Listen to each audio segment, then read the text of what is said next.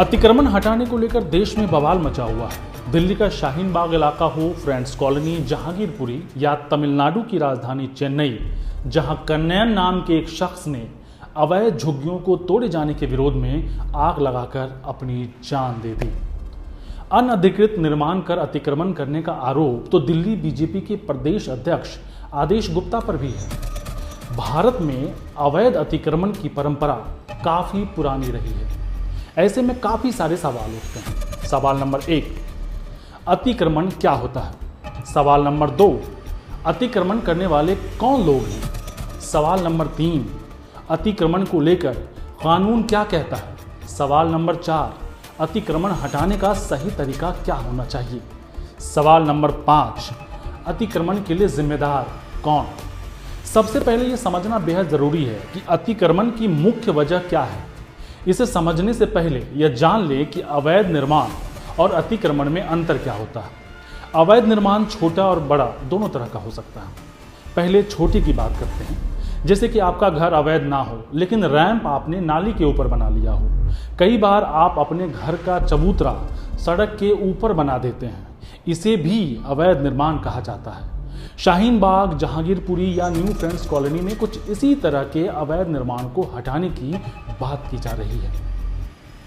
विरोध इसलिए हो रहा है क्योंकि आरोप है कि यहां सिर्फ मुस्लिम इलाकों को टारगेट किया जाता है, जबकि दिल्ली बीजेपी अध्यक्ष आदेश कुमार गुप्ता समेत नॉर्थ एमसीडी के मेयर राजा इकबाल सिंह ने भी अवैध अतिक्रमण कर रखा है। एमसीडी का पक्ष है कि इसकी वजह से सड़क पर आए दिन जाम की समस्या होती रहती है, बसों और गाड़ियों को आने जाने में भारी दिक्कत होती है। वहीं बड़े अवैध निर्माण वह हैं जिसमें सीढ़ी, रैंप या चबूतरा नहीं, पूरी कॉलोनी ही अवैध बस गया हो, यानी कि वह संपत्ति जो सरकारी हो, जैसे फॉरेस्ट लैंड, डिफेंस लैंड या रेलवे, लेकिन वहां पर धीरे धीरे पूरी कॉलोनी बस जाती है। हालांकि इस तरह की जमीन का रजिस्ट्रेशन नहीं होता है, यहाँ पर लोगों को पावर ऑफ अटॉर्नी दी जाती है। ताज्जुब की बात यह है कि लोग बिना रजिस्ट्री भी जमीन लेने को तैयार हो जाते हैं। क्यों? क्योंकि वोट के दबाव में इस तरह के कई कॉलोनियों को आगे चलकर लीगल कर दिया गया है। दिल्ली जैसे शहरों में इस तरह के सैकड़ों उदाहरण मिल जाएंगे। दोनों अतिक्रमण ही कहलाएगा, क्योंकि दोनों ही मामलों में सरकारी जमीन पर अवैध कब्जा किया गया है। आपको जानकर हैरानी होगी कि देश में 32,77,591 एकड़ फॉरेस्ट लैंड, 9,375 एकड़ डिफेंस लैंड और 2,012 एकड़ रेलवे लैंड पर अतिक्रमण हो चुका है। सरकार की तरफ से लोकसभा में यह आंकड़ा पेश किया गया है। अब सवाल उठता है कि ये कौन लोग हैं जो अवैध तरीके से रहते हैं या अतिक्रमण करते हैं, यानी कि अतिक्रमण की मुख्य वजह क्या है। orfoonline.org की रिपोर्ट के मुताबिक साल 1901 में भारत में मात्र 1,827 शहर हुआ करते थे, जो 2011 तक बढ़कर 7,935 हो गया। जाहिर है, शहर बनने से लोगों के लिए अवसर पैदा हुए और रोजगार की तलाश में लोग शहर की तरफ बढ़े। शहर की तरफ भागने वालों में सभी तरह के लोग थे, गरीब, मध्यम वर्गीय और अमीर। मध्यम वर्गीय और अमीर ने तो अपने लिए आशियाना ढूंढ लिया, लेकिन गरीबों ने सरकारी जमीनों पर अस्थायी निर्माण कर रोजगार करना शुरू किया। धीरे धीरे लोअर मिडिल क्लास के लोग भी वहां पहुंच गए और उन्होंने भी अपना वहीं पर आशियाना बना लिया। देखते ही देखते एक बस्ती बस गई। बाद में राजनीतिक पार्टी ने वोट पाने के लिए उस बस्ती को लीगल कर दिया। इस तरह आशियाने के लिए भटक रहे लोगों को अपने लिए शहर के बीचों बीच एक घर मिल गया और राजनीतिक पार्टियों को उनका समर्थन। ठीक वैसे ही जैसे विधानसभा चुनाव से पहले मोदी सरकार ने अक्टूबर 2019 में दिल्ली में करीब 1800 अवैध झुग्गियों को वैध कर करीब 40 लाख लोगों को घर का मालिकाना हक दिया। यह राजनीतिक दलों का ही दबाव होता है कि प्रशासन भी उन पर कार्रवाई नहीं करती है।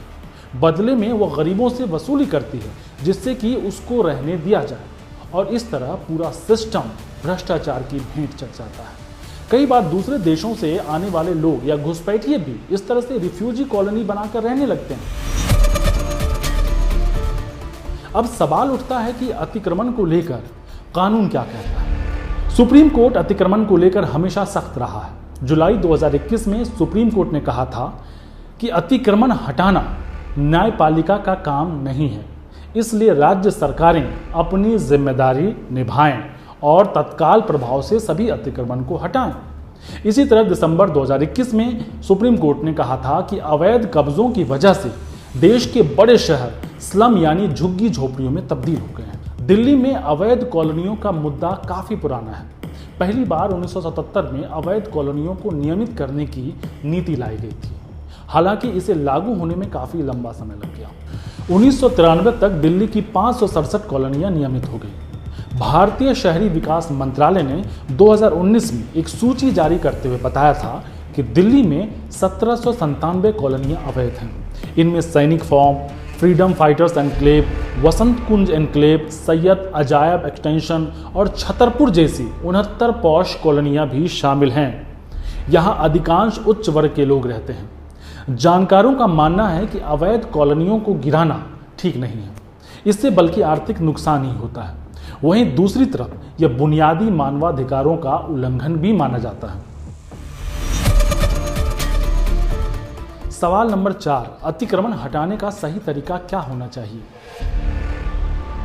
कानूनी जानकार मानते हैं कि कोई भी कानून किसी सरकारी एजेंसी को प्रभावित पक्षों को पहले सूचना दिए बगैर घरों या ढांचों को ध्वस्त करने की अनुमति नहीं देता है। सुप्रीम कोर्ट ने भी 2017 में अपने इस फैसले को बरकरार रखा था। दिल्ली में एमसीडी एक्ट की धारा 317 के तहत गलियों से किसी तरह के निर्माण हटाने के लिए नोटिस देना होता है। उसी तरह से धारा 347 के तहत किसी इमारत को गिराने से पहले नोटिस देना होता है। सिर्फ धारा 322 के तहत नोटिस दिए बगैर कार्रवाई की जा सकती है, क्योंकि इसके तहत अस्थायी निर्माण को हटाया जाता है। दिल्ली में अतिक्रमण हटाने को लेकर पीड़ितों का आरोप है कि उन्हें तोड़फोड़ अभियान से पहले कोई नोटिस नहीं दिया गया। इतना ही नहीं, उन्हें वहां से अपना सामान निकालने का मौका भी नहीं दिया गया। सवाल नंबर 5, अतिक्रमण के लिए जिम्मेदार कौन है? अब आखिर में सवाल उठता है कि सभी बड़े शहरों में इस तरह के अतिक्रमण के लिए जिम्मेदार कौन है?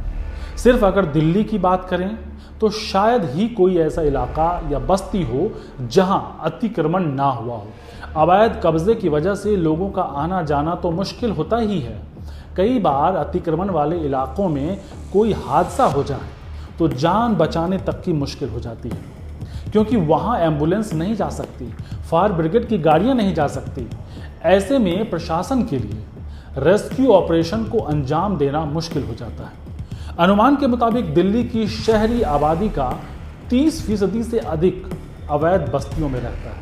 ये अवैध कॉलोनियां अनियोजित बस्तियां हैं, यानी कि इन बस्तियों को ना तो मास्टर प्लान में शामिल किया गया है और ना ही यह आवासीय भूमि के दायरे में आती है।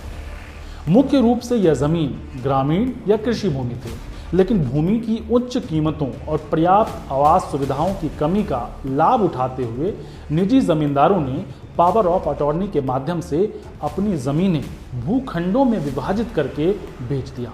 घरों के निर्माण के दौरान नियमों को ताक पर रखा गया, लेकिन सुध किसी ने नहीं ली। इन जमीनों पर लोगों ने बिना किसी निर्माण योजना के अपनी इच्छा के मुताबिक घर बनाना शुरू कर दिया, जबकि यहाँ सड़कों या अन्य बुनियादी सुविधाओं के बारे में कोई प्लान तैयार नहीं किया गया था। तो अब आप खुद ही सोचिए कि इस अवैध निर्माण या अतिक्रमण के लिए जिम्मेदार कौन है?